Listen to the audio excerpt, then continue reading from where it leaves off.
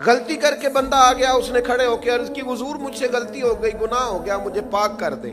سرکار نے صرف نظر کیا, بات پر توجہ ہی نہیں کی. تھوڑی دیر کے بعد پھر کھڑا ہوا, حضور غلطی ہو گئی, پاک کر دے. محبوب نے توجہ ہی نہیں کی. یہ 2-3 بار کم و بیش ہوا تو حضرت بلال نے اقامت پڑھی, نبی پاک نے جماعت کرائی. وہ نماز کے بعد پھر کھڑا ہو گیا, یا رسول اللہ وہ میں نے عرض کیا تھا غلطی کر بیٹھا ہوں, مجھے پاک کر دے, توبہ کے طریقے سکھا دیں. تو حضور فرمانے لگے تم نے ہمارے ساتھ اثر نہیں پڑی, گناہ پوچھا ہی کوئی نہیں, بھلا غلطی کون سی ہے پوچھی کوئی نہیں, معاملہ حقوق اللہ کا ہے یا حقوق العباد کا ہے ڈسکس ہی کوئی نہیں. اثر پڑی ہے میرے ساتھ, حضور پڑی ہے تو پھر ٹھیک ہے, پھر معافی ہو گئی ہے, پھر تو ختم ہو گیا معاملہ. مجرم ہو تو منہ اشکوں سے دھوتے ہوئے آؤ.